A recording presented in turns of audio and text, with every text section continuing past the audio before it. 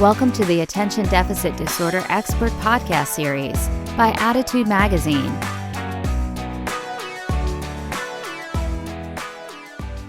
Hey everyone, Attitude listeners. I'm Susan Kaufman. I'm here for Attitude Magazine.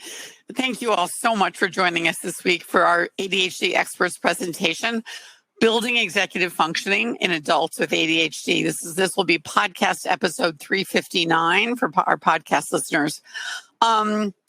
You may be wondering what executive function is, and it is the critical ability to plan, to take action rather than procrastinate, and to stay focused.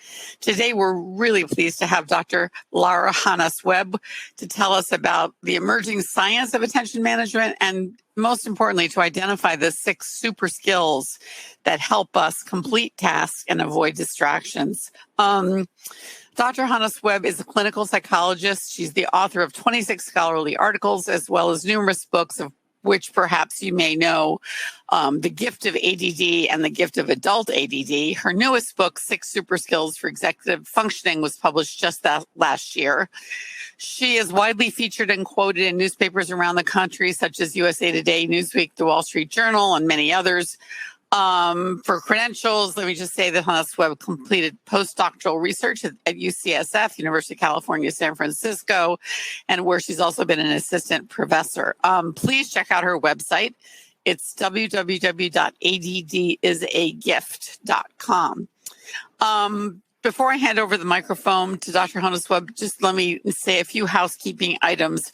Those of you who are tuned into the live webinar may download the slides right now by clicking on the event resources section of your webinar screen. Some people like to print them out. If you are interested in a certificate of attendance option, you'll receive instructions in an email about an hour after the live broadcast. So wait for that.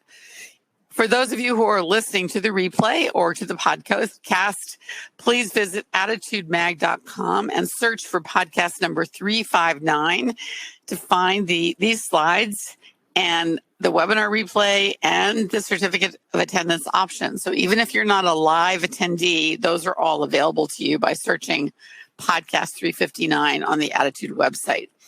And finally, let me just say, if you support the work that we're doing here at Attitude to strengthen the Attitude community, we would love it if you would visit attitudemag.com/subscribe and sign up for Attitude Magazine for your family, for yourself, to share with a teacher or anyone who could benefit from greater ADHD understanding. We would be so grateful. The sponsor of this week, and we are so grateful to the sponsors of our webinars, is Inflow. Inflow is new and it's the #1 app to help you manage ADHD. It was developed by leading clinicians and it's a science-based self-help program that's based on the principles of cognitive behavior therapy. You may download the Inflow app now on the iTunes App Store or on the Google Play Store. So with that, I want to thank Dr. Honos-Webb again for joining us. We're so grateful for your time and turn it over to her to start her presentation. Thank you so much, Susan. And so we'll just jump right into the basics of executive functioning, and I will elaborate on these as we go through. So we'll just kind of start with the bullet points. But first, I like to start with inspirational quotes. And I really like this one as capturing executive functioning. It is better to conquer yourself than to win 1,000 battles. Then the victory is yours. And I think that the idea here is that executive functioning is about this self-leadership. And if you can manage yourself and lead yourself, that you can win those battles and that you can, work through all of the messed up situations that all of us face every day in our lives. I also really like this quote, "Discipline is freedom," by Jocko Willink. And the thing that's so interesting about this is so many people think of discipline as being disciplined, getting in trouble.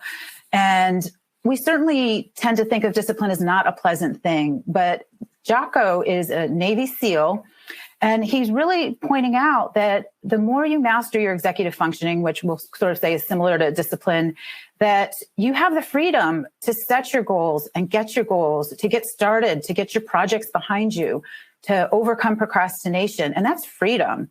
So I think this positive association to executive functioning, which we tend to think of kind of a neuropsych term, will help us to really be motivated to master some of the basics of executive functioning. And so here are the components that we'll talk about today, and we'll go into more depth, is attention, planning and organization, flexible thinking, emotional regulation, and impulse control.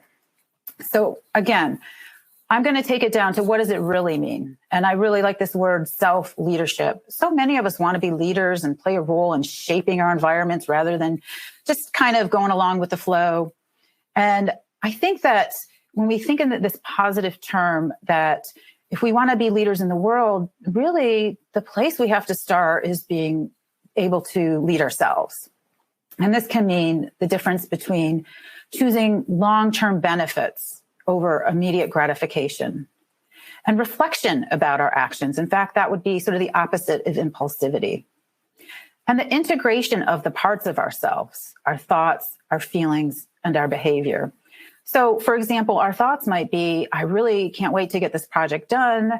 I can have it behind me. And our feeling might be like, I'm not good enough. I can't do this. And our behavior might be to procrastinate.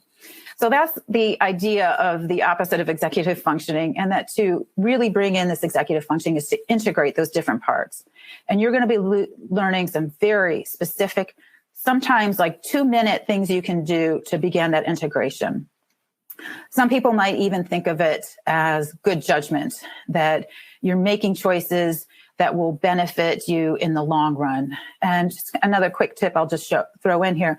I really think that one simple way of improving your judgment is to have people who's had success in an area that you want success, and to ask people for help, or tell them what you're thinking and ask them for feedback.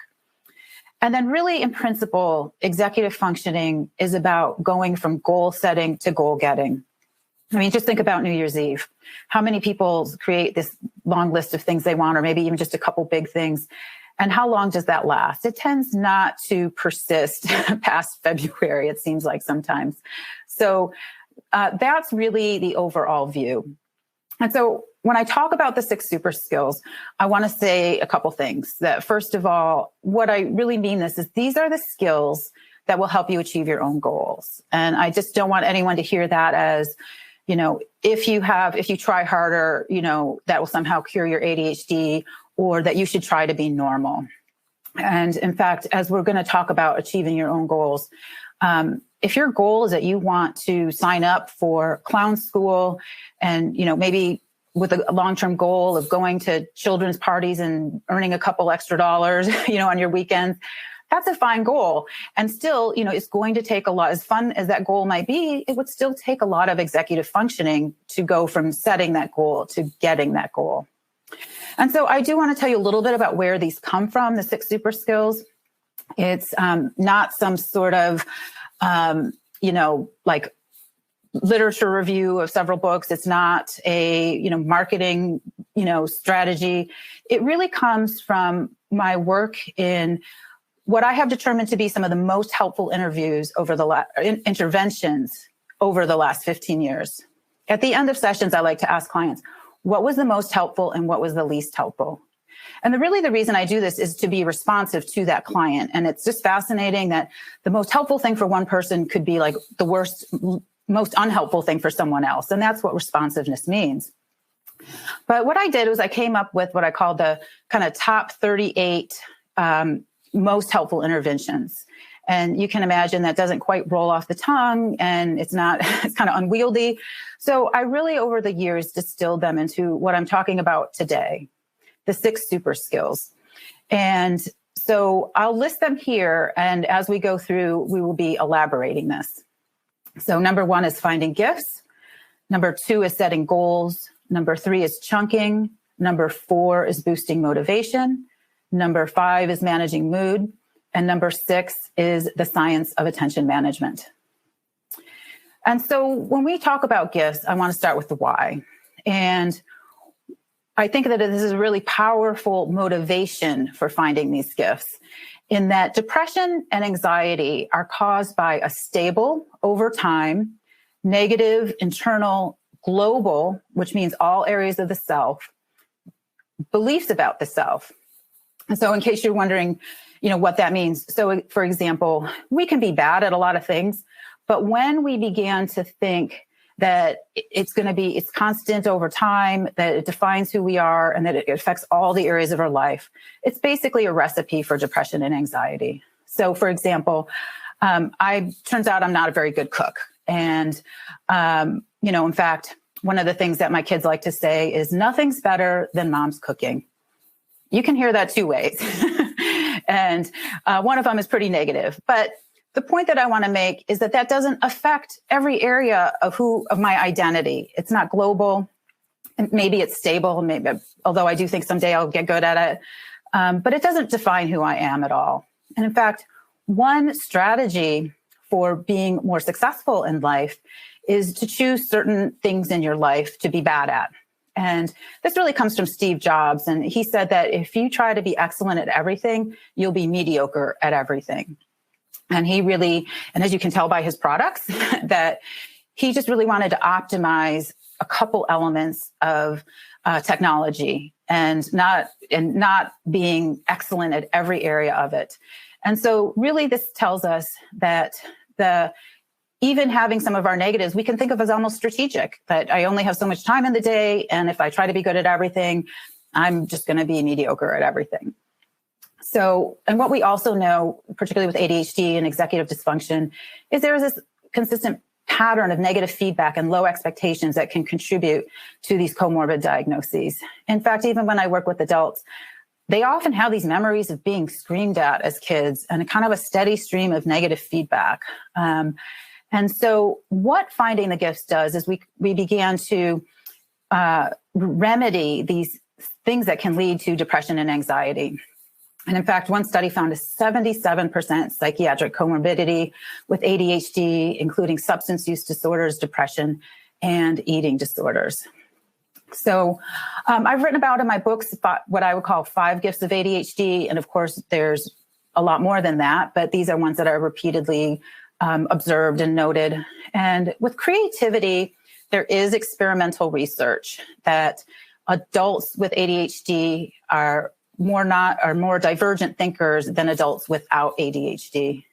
But when we think about creativity, we also can think, while it gets kids in trouble in school as an adult, it is really one of the most important skills for being an entrepreneur, an artist, an innovator, an inventor. So obviously important. And when we think about empathy, we can say that empathy interferes with attention. So imagine you were on a Zoom call and, all the faces are up like the Brady Bunch, and you're kind of tuning into people and think, God, that person looks like they're really tired. I wonder what's going on with them. And you could do that for 5-10 minutes, and all of a sudden you haven't actually listened to any of the content. So empathy can actually disrupt our attention, our focus, emotional sensitivity. So if your emotions are more like big waves on the ocean instead of small ripples on a pond, then they're going to interfere with your attention and focus. And then going on to exuberance, this is really the same word as hyperactivity. And the way that this can be a gift is that if you've ever taken a class on how to be more successful, or most of the, best-selling performance enhancement books use a single word. Well, use the 2 words, massive action. And then that's this formula for success. You have to be taking a lot of action. And even if you're failing, keep going, keep trying other strategies. And so the same word of massive action corresponds to it's almost the same word as hyperactivity. So again, here's how it can be a gift. And then nature smart is, we think of the poster child of ADHD being a kid who's sitting in the classroom and he's not listening, but he's, looking out the window, staring at the trees. And in fact, as we'll see later, that nature has been a science-backed, powerful strategy for increasing attention. And it also increases health and a lot of other things. In fact, the Wall Street Journal recently had an article that said 2 hours of nature a week is the new 10,000 steps, and that it has so many powerful benefits, and that has increasingly been emerging into the mainstream. And I know it sounds kind of Northern California speak, which is where I'm speaking to you from today. So I'm going to even circle back to that and show you more evidence.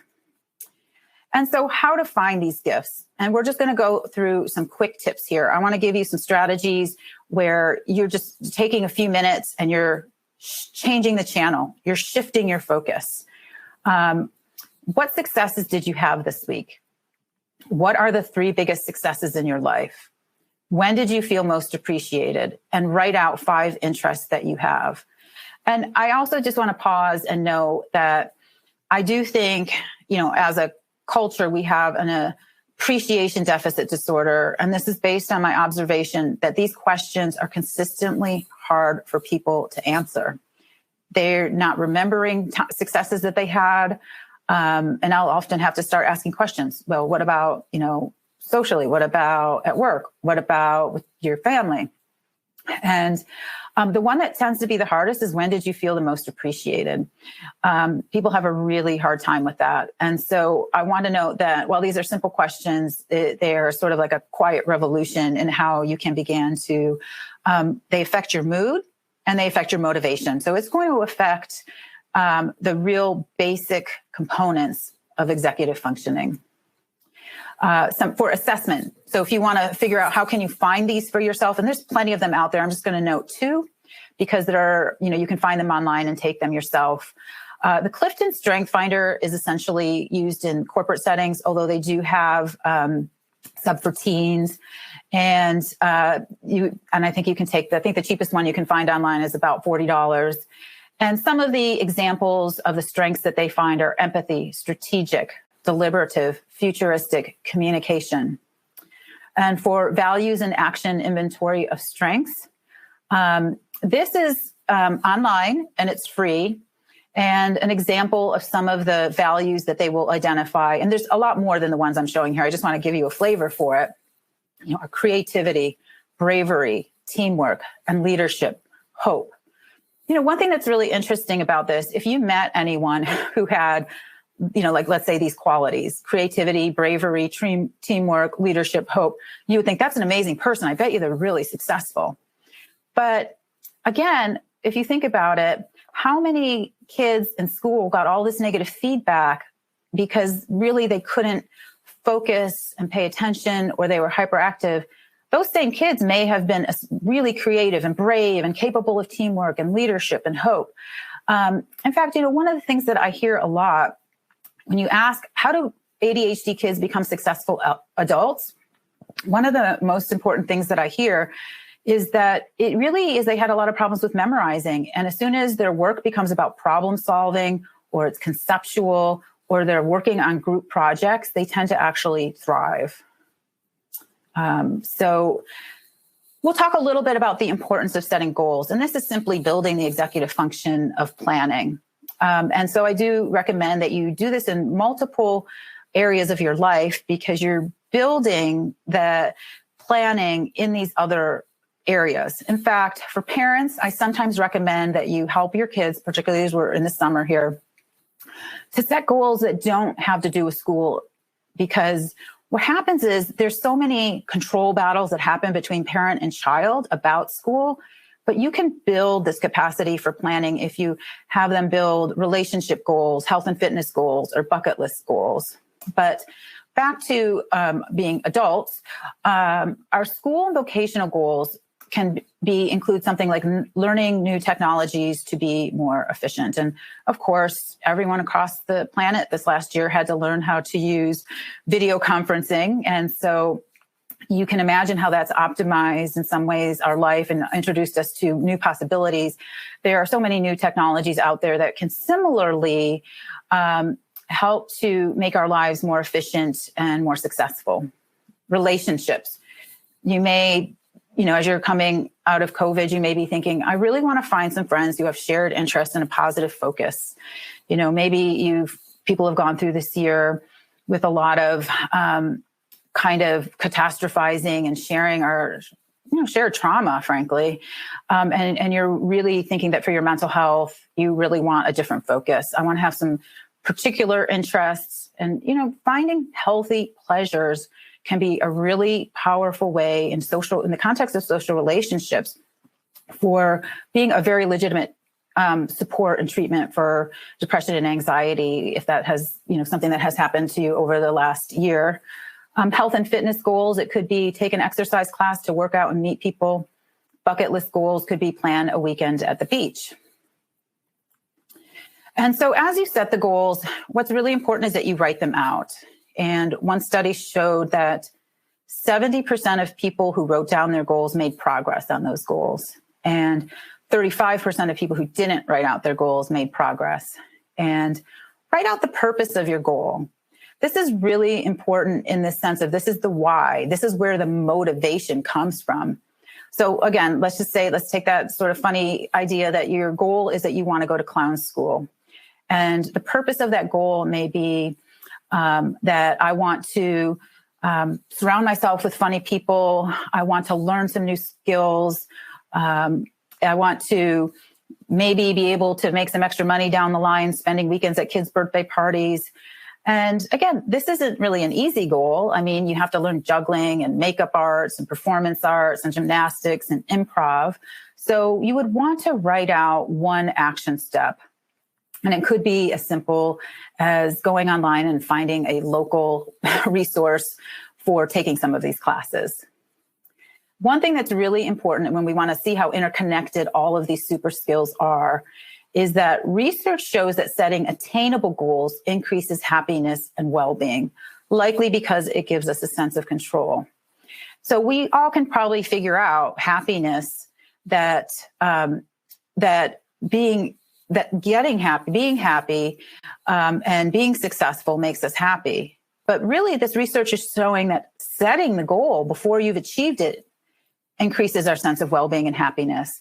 And I believe that it really shifts our focus, like changing the channel from our fears about what the future will look like or a sense of hopelessness to setting a reasonable, attainable goal means that the future could look differently. And that in itself gives you some hope. And this, when we think about, the purpose and benefits of an attainable goal, it really leads us to our next super skill, which is chunking. Because a chunk is in some ways, it's the next step, but it's also a very attainable goal. And so when we look at chunking, I want to say this is the most powerful skill with immediate progress on my observation. And what I mean by that is when I said, I ask clients what was the most helpful and least helpful today, that this would be like the Billboard #1 top hit. It just shifts their perspective. I think, when you set a goal, it sometimes can feel like this big black blob of unknown. And as you begin to say, well, what is the simple next step? All of a sudden you realize there's a sense of, oh, I can do that next step.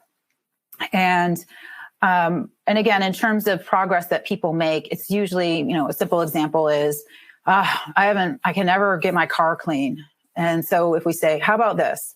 Next week, you spend 2 minutes every day just cleaning your car, taking stuff out and putting it in the garbage. And people usually come back and, it's not pristine, but they've made progress. And when you see a small amount of progress, it boosts your mood. And so again, what I'm really also kind of making the point is all of these super skills are related to the other. If you make a small amount of progress, you feel more motivated. And really kind of the trick here is a lot of people will just keep going and so they'll put in a lot more time than they planned. But also just that sense of progress really, can shift that sense of negative self-talk. Okay, I'm making progress. This is good. The one drawback that I do hear is that people say, well, this is too obvious. I've tried that before. And so, if that's you, what I would say is, try to think of it in some different ways. For some of the people who've said that to me, one of the things they hadn't thought of was that the first step can be to just preview the assignment. And so, for example, if someone has a project that they have to do, and I say, on a scale of 1 to 10, what's your level of motivation to get started? 10 being really high, they'll say, 2. And I'll say, well, on a scale of 1 to 10, what's your level of motivation to get started? If you're just going to open up, the file and preview the assignment so that you have some clarity about what actually you have to do, they'll just go, oh, yeah, I can do that. That's a 7 or an 8. So, within seconds, you can really get boosts in motivation with this step.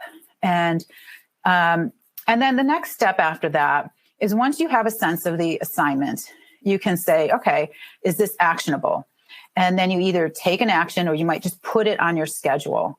But what often happens is step 2 is that I have to ask for help or I have to, delegate something, or I need to order something. I need something that's going to take a week to get here before I can even start.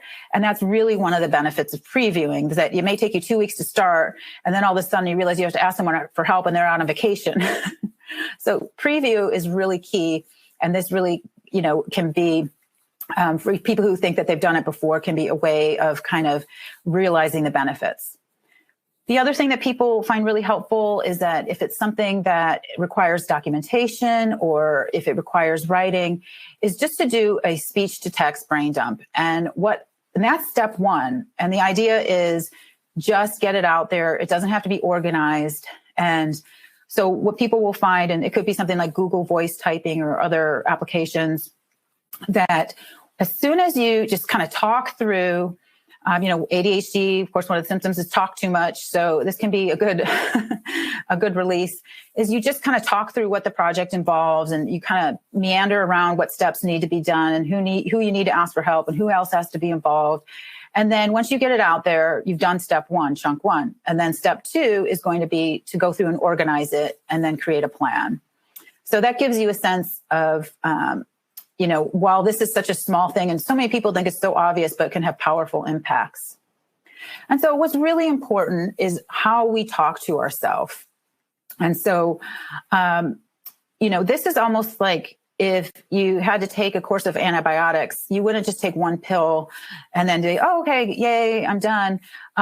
You would have to administer it daily. And so self-talk is kind of the method of, continuous administration. And so these are some things that you can say to yourself. What's the smallest amount of time I'm willing to put in now? So if you're looking at something, you're saying, like, I don't feel like it. Okay, you shift that. And it could even be, I'm just going to hit a single or a double. So often we come to it thinking we've got to hit a home run or we have to be, fully, optimum concentration, but just try to hit a single or a double. You can also say, many of us use entertainment screen time as a procrastination. And one way to kind of reverse that is to use that entertainment screen time as a reward. And even at the lowest level, you can say, I can just get started for 10 minutes and at least I will see some progress. I might enjoy Netflix more without that guilty feeling of this project hanging over my head. And of course, one of the tricks is, you may work longer than 10 minutes, but even if not, you've gotten in 10 more minutes of progress. Some people like the expression walk, not run, which is, again, so much of our procrastination and resistance has to do with, just imagining it to be like climbing a mountain versus just, walking up a small hill. It's really important to notice the research on multitasking, and chunking one thing at a time can be an alternative to multitasking. In fact, we don't really multitask, we switch task. And what that means is that we're going back and forth between work and technology. And the research is really clear that this switch tasking, it slows you down, it increases the likelihood of mistakes, and multitasking over a long period of time can diminish working memory. I mean, I remember this one time I was in my office and I was, doing my schedule and doing some notes, and I had my cell phone there and I got a text, and I realized that the text was from someone who I carpool my kids to soccer with. And so I picked up the phone and I said, I can drive the kids to soccer today. And she texted right back and said, I just said that the soccer game was canceled. And it was such a perfect example of how, I didn't even read it, or I just saw the word soccer and, didn't even process the information. And it's an example of how bad the mistakes that we make are when we're not really paying attention, because you can't pay attention to two things at the same time and you're going back and forth.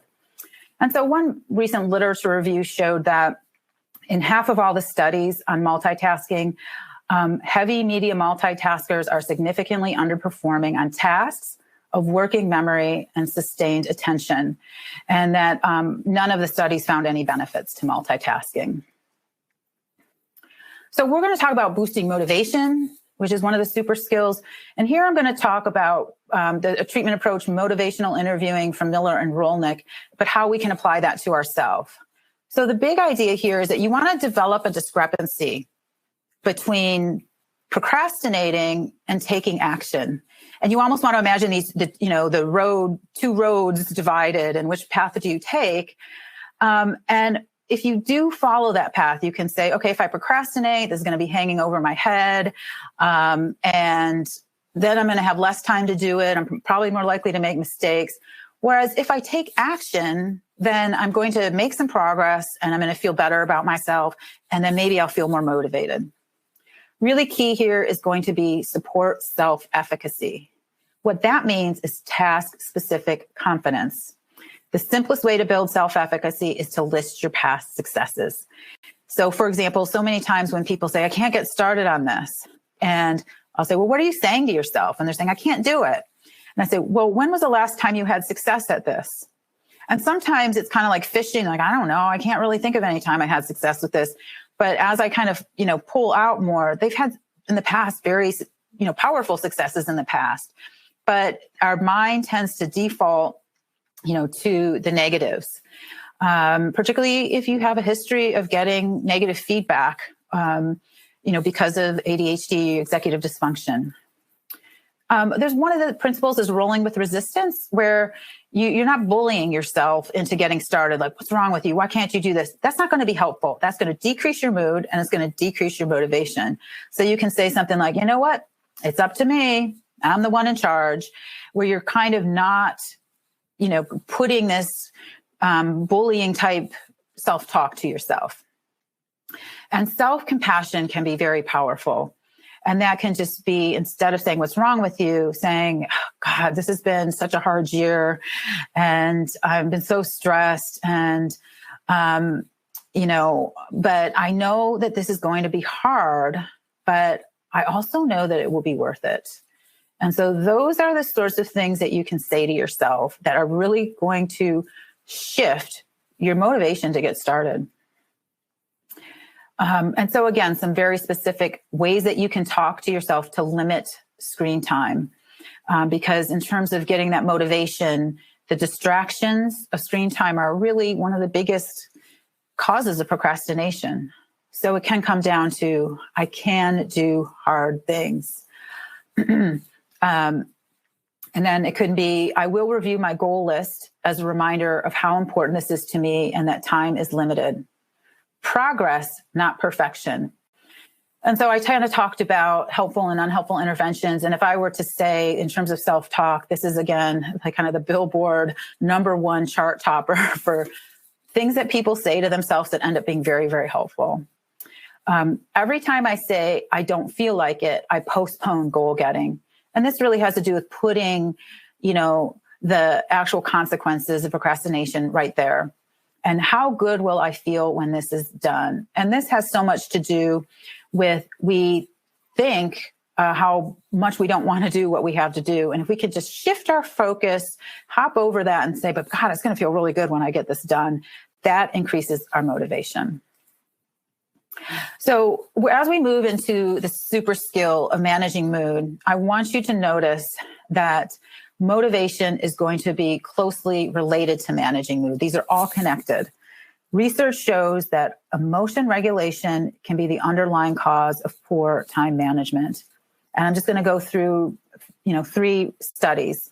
One showed that the practice of self-compassion reduces procrastination. One shows that empathy for your future self helps to overcome procrastination. And so that one's kind of easy. If you think about, imagine a year from now, if you sign up for clown school, how good will you feel? And they may think about a whole new circle of friends, all these, they, can, even if they don't become a clown, they can entertain their kids with juggling or, doing some improv.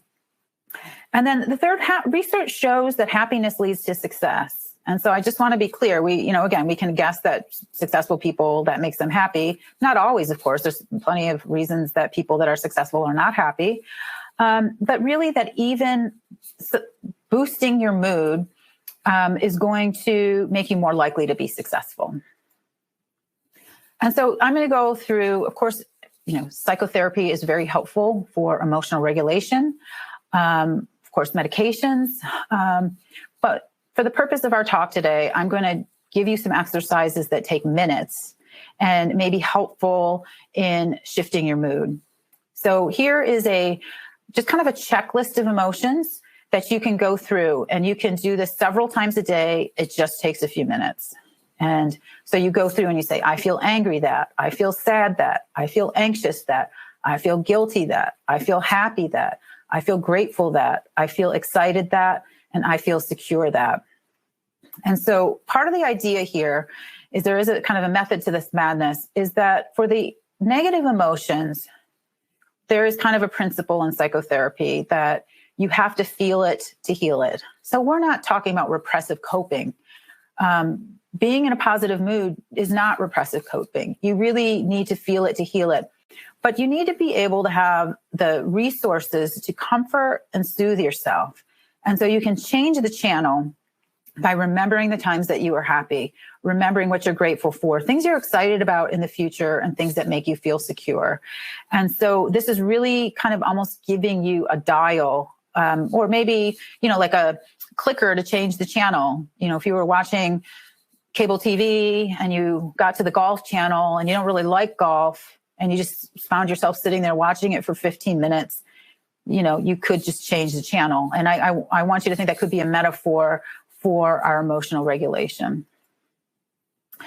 Some new research in terms of emotional granularity, which is a big word, but it really just means that more precise language regulates mood.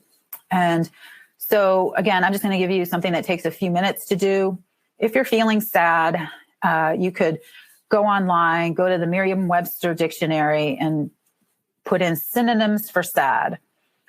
And, again, the research says that the precise language, for whatever reason, helps us to manage it. And it could be that one reason is that it gives you a much broader perspective. So, for example, if you went here and you read this and you might say, as I look through this, I guess, it's not that bad. I mean, I'm not, depressed. I'm not inconsolable.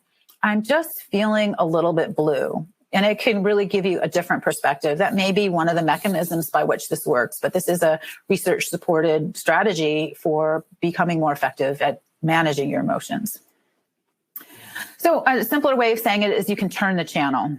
And so in those times when you're not feeling motivated and you're procrastinating and you are thinking, either I don't feel like doing this or I can't do this, you can think about your past accomplishments and how I have been able to persevere through challenges in the past. And I think the idea here is that every time we hit, these really hard situations, we forget that how many times in the past have we been in situations that seemed, that they were dire, and yet we were able to overcome some of them or survive them. And that remembering that gives us this ability to focus on finding some hope. Another one is what I call flexible thinking now. And I'm kind of playing off of George Costanza. His father in Seinfeld used to say, "Serenity now." And, the humor was that his eyes were bulging and he was screaming out loud. But, so for us, for our purposes, flexible thinking now is just a way to say to yourself, let's try another perspective on this emotion.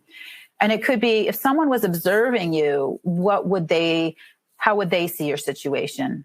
If you were going to tell, if your best friend had the same problem, what would you say to them? And importantly, what would your future self say to you? And so sometimes that can be really deep. It can be about all the changes in your life that could happen if you, if you can change your mood and get motivated and take action. But sometimes people will say, like, a month from now, this won't even matter. And it was like someone at work said something negative to them that has no impact at all for the rest of their life, but they can't stop thinking about it. And so when you think, what would your future self, they would say, just forget about it, move on, And so taking the broader perspective is really the key overarching strategy for mood management. And I think the key here is you want to focus on your resources and your resourcefulness for solving problems. All of us have a kind of nonstop series of messed up situations that we face. And we can't pretend like, oh, why is this happening to me? Really, it's happening to everybody. But what are our resources for solving this problem? It can be asking other people for help. It could be your education. It could be a lot of things. And I do think that also focusing on your resourcefulness. And I do think that executive functioning is really an example of building that resourcefulness. It is a part of our resourcefulness. And if you think of, these 6 super skills as the capacity for mind building, meaning just as bodybuilders, go to the gym and they become stronger, building these super skills is going to make you a mind builder, will increase your resourcefulness. And think about it this way. If you're a bodybuilder, how hard is it for you to lift up, 20, 50 pounds if you had to, carry groceries or whatever it was? It's not really that big of a challenge. Our problems are as big or small as our resourcefulness can handle them. It's our strength. And so building these super skills will help to not only solve those problems, but to manage your mood. And then in terms of mood management, of course, CBT therapy is very helpful. The quickest tip in terms of a self-help application of CBT, if you're saying, I can't do this, or I'm no good at this, or you have some negative thoughts, would be as simple as saying, is this true? And is it helpful? And that's a quick tip. And then so finally, when we look at focus, there is a lot of science about what increases attention and what decreases attention. And I will go through these before we take questions, and I'll just zoom in on 2 of them. Obviously, interest increases attention. When you ask adults who are successful how they overcame their ADHD, most often the answer is they found something that was interesting. Sleep, stress management, exercise, time in nature, attention restoration. And that can simply mean, a 10 to 20 minute nap boosts attention. But taking breaks, you may have heard of the Pomodoro technique, where you work for 25 minutes and then you take a break for 5 minutes. Many people with ADHD find that they need, either smaller work times or bigger breaks. Happiness, we've already talked about that. Also, not only does it help us be more successful, but it also helps us find focus. And then limiting technology, even having your cell phone in the room with you in a bag, research has shown depletes attention. And I just want to highlight the power of the research behind some of these. In a Harvard article, they wrote that sleep deprivation negatively impacts our mood, our ability to focus, and our ability to access higher level cognitive functions. The combination of these factors is what we generally refer to as mental performance. So this is one area that's going to be very important for you if you're having trouble focusing, to see some improvements. And I also just want to emphasize the nature as medicine, only because I know it sounds very Northern California speak, but actually the research on this is very, very solid. One literature reviewing a wide range of articles about the impacts of nature on cognitive functioning came to this conclusion. Nature is a therapy that has no known side effects, is readily available, and could improve your cognitive functioning at zero cost. Many have suspected that nature can promote improved cognitive functioning and overall well-being, and these effects have recently been documented. So here's just the last slide, which is just some references on it. That's for you to have in your handouts. But I think this would be a good time to open to some questions. Great. Thank you so much. That was fascinating. There's lots of questions here. So let me just jump in by asking you to expand upon chunking. Some people were not clear on what chunking was and would like a more specific or more expanded example. And others wonder whether the act of chunking itself is a form of can become a form of procrastination. So lots of interest in chunking as a concept. Okay, so chunking means taking a goal or a project and breaking it down into a sequence of steps. And so, for example, let's say that you have you have a report to write, and most of us will think like, okay, I have this report to write. I'm going to give myself, maybe it's an hour, it's 2 hours on this day and this time to do it. But really, it's a sequence of steps. And you may need to, before you write that report, review some documents. You may need to have communications with other people. You may need to, find some references. And so the process is you start and you say, what's the next step? What's the first step? And you break it down into a sequence of steps.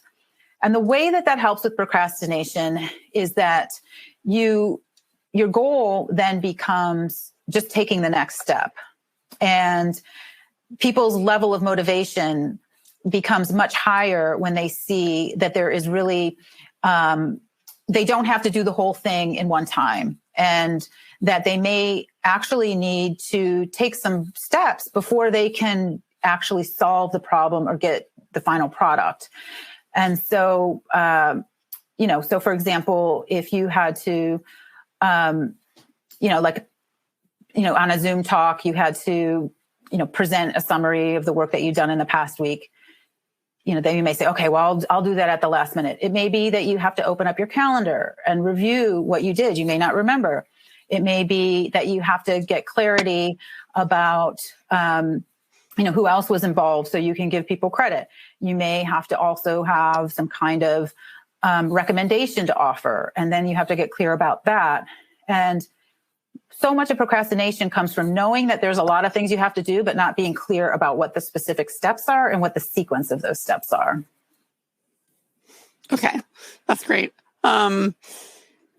Here's another question I thought was interesting. Can you talk a little bit more about setting goals? Specifically, one person's asking, how are these different from a to-do list? Okay. So, for example, she said, do they have to be major or can they be minor? Like, my goal is to clean the kitchen. So, is that a to do or is that a goal? And how would you describe how goal? And should you recap how goal setting helps with executive functions? Okay, so when you set a goal, so cleaning the kitchen, I guess that depends on, might for some people just be a to-do list. But so generally, one way to think about it is kind of the New Year's resolution model. But in some ways those fail for specific reasons. And so it can be that it's usually a little bit broader, and it can be, I want to get a certification. And truthfully, you get to define this yourself. And one of the guidelines for setting goals is that, and this is why cleaning the kitchen may not fit into it, is that it needs to be specific, measurable, attainable, relevant, and time-bound. And so that there's usually a lot of thought that goes into that process. And it may be that cleaning the kitchen is maybe a step in a bigger goal, which is to create a home that feels comfortable and organized. Or your goal could be find ways to motivate other people to help clean the kitchen. But again, the idea is that it usually is aspirational and something that you want to have to create a different life. If it's something that you have to do every day, that does seem more like something to be on the to-do list. Okay, I think that's helpful. So, and sort of an aspirational, larger topic than say clean the kitchen, unless that's part of something larger. Interesting. So these questions are so fascinating. When you have so many things that seem like priorities and they all seem to need to be done now, sometimes setting goals and making progress is really challenging. How do you, I guess this is a question about prioritization and overwhelm, when you feel like there are just so many things on your to-do list and your goal list that it's hard to know where to start. How do you tackle that? Mm-hmm. Well, you may want to, create like a kind of an overall list of what your priorities are. And then kind of within those, see, are there things you can get help with? Are there things that you can delegate? Are there things you can defer? So it may be that you have a goal to take a trip to Greece, but you're just going to defer that for a couple of years because that's not a priority right now. Or it seems like travel is a high priority in terms of your values, but it's just not realistic in the moment. So are there things, so maybe create categories of what things should you defer in your priorities? What things can you get other people to help you with? And then once you come up with what are those immediate priorities, because you really, I think that's true. You can't have a dozen priorities for the next week and then begin to think about your next week. And then hopefully that will, limit that. Okay. A number of people say that the task of chunking or planning their day seems to take up so much time that it keeps them from getting things done. So let me see if I can find another example of that question. But that's the general tenor of it. A number of people have asked that question, have said that they feel like they're spending so much time planning things and addressing their to-do list that they're not actually doing things. Mm-hmm. So again, that may come down to like one of the strategies that people talk about is called eat the frog, and figuring out like what's the most urgent. And then, for that particular day, figuring out what the most urgent, important task is and getting that done. And then it may be that after you get that one frog done, you can spend a little bit more time in terms of looking at what's left on your to-do list and on your goal list. And again, it may be that what you end up doing is scheduling out some of those things in terms of deadlines and priority. And so that you may, again, defer out to other weeks, maybe other months, depending on what it is. And then again, always asking this question, is this my job? Is this any way I can get some help with this? And is there any way I can automate this? Some technologies allow for automation, and in some ways that becomes another goal, but it may be over time worth it to figure that out. Okay. Here's a great question, which I think is so common for people, attitude readers. Finishing tasks seems to be our son's biggest challenge, even when he chunks out the task. What would you recommend to finalize the task to get over that, that final hurdle? Well, I think that one thing you can do is come to the self-talk. And one of the things he can say as part of his self-talk is focus on completion. Focus on completion. The other thing is it really, again, has to do with shifting where you're putting your attention. And it can be, think how good I will feel when this is complete. And I understand that sometimes with kids, when we use rewards, that it becomes depleted because we're using it so often to get them to do things. But it may be that if you haven't exhausted rewards, and you combine it with the self-talk, which is focused on completion. Think how good I'll feel when this is behind me. I'll have it off my back. And if a parent, you might want to say, tell yourself to focus on completion. Tell yourself that how good you're going to feel, because that helps them to internalize that language to become their own self-talk. Okay. Here's a great one. Also, what would you say are the best tools against perfectionist, highly self-critical thinking and behavior? Perfectionism is such a problem, right, for procrastination. Yeah. I think that's what I had mentioned in the talk, that self-talk phrase of progress, not perfection, is the number one kind of billboard top hit for things that shift people's attitude and that shift their motivation. And so for many people, it can be, for example, they have to come up with maybe their own metaphors for that, like hit a single or a double. You don't have to get a home run. This idea of, you can walk, you don't have to run, and beginning to shift that self-talk. And also maybe listing the benefits of perfectionism and lifting the costs of perfectionism. That's inherently the motivational interviewing approach. And if you list the benefits of procrastination, it may be, that when I get started, I'm able to do things at a really high quality level. what are the costs of procrastination? If the costs of procrastinations are you're not getting started and you're not making progress and you're not actually finishing everything, you can sort of say, I'm willing to just get started and just make some progress. Okay. Let me see. You mentioned CBT and CBT therapy, and a number of people asked for did not know what CBT was, and were wondering what CBT is, and if you could explain again how it would help. Okay, so CBT is cognitive behavioral therapy, and what it means is it's a treatment, and this is a therapy approach. This is something that psychologists are trained in administering. And basically the idea behind CBT is that we all have distorted thoughts. And, we do tend towards anxiety and depression because our nervous system evolved to be nervous. If we wanted to survive, we had to be vigilant for all the possible things that could go wrong. But CBT is really about flexible thinking, and it asks you to challenge those distorted thoughts. So like if you say, I can't do this, and you're thinking about some past failures. Okay, well, what were some successful times? You're using your cognitions to challenge your thoughts. And as I had put in there, that it's a very involved treatment.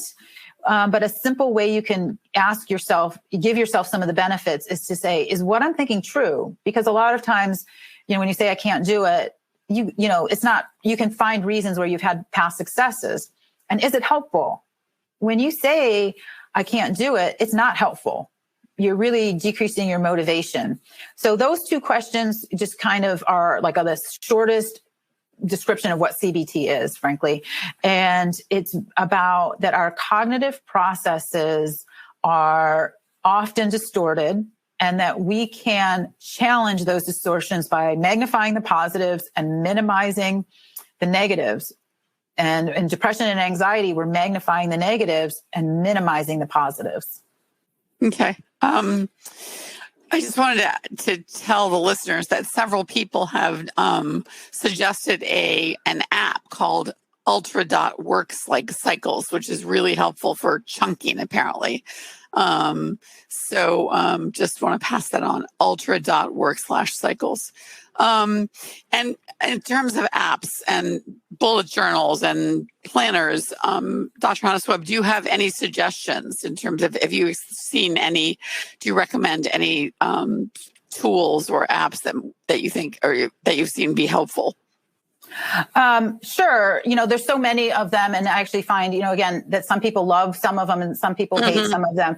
I mean, I think the quickest entree would be, for example, an app like Calm has, and also Headspace. They have a lot of free stuff, and if you pay for it, you get a lot more material. I think that is actually the starting point with all of this, because as you practice, breathing is the quickest way to manage your stress. And as you practice noticing your thoughts and labeling them, you're gaining some ability to question your thoughts and cognitions.